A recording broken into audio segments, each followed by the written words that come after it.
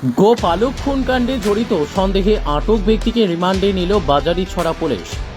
সলগই বাজারের গোপালক খুনকাণ্ডে জড়িত সন্দেহে এক ব্যক্তিকে আটক করে দুদিনের রিমান্ডে নিল বাজারিছড়া পুলিশ। তার নাম গোলাপ গোয়ালা, বয়স 40 বছর। পিতার নাম মোহনলাল গোয়ালা, বাড়ি হাতিখিরা বাগানের 8 নম্বর লাইনে।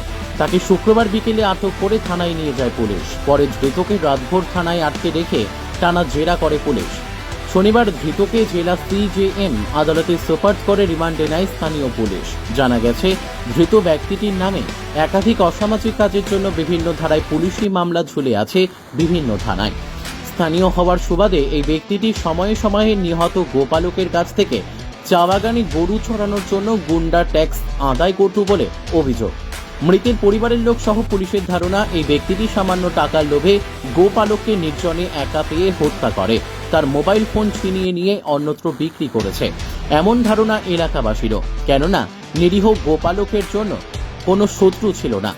উক্ত ঘটনার পর পুলিশি তদন্তে দফায় দফায় বেশ কয়েকজনকে আটক করে থানায় নিয়ে গেলেও প্রাথমিক তদন্ত শেষে এদের ছেড়ে দেওয়া হয়। পুলিশের বদ্ধমূল ধারণা, ধৃত গোলাপকে টানা জেরা করলে সে ঘটনার সত্যতা স্বীকার করবে, ফলে তাকে রিমান্ডে নেওয়া হয়। পাথারকান্দি থেকে মলয় কুমার দাসের রিপোর্ট, নববার্তা টুডে।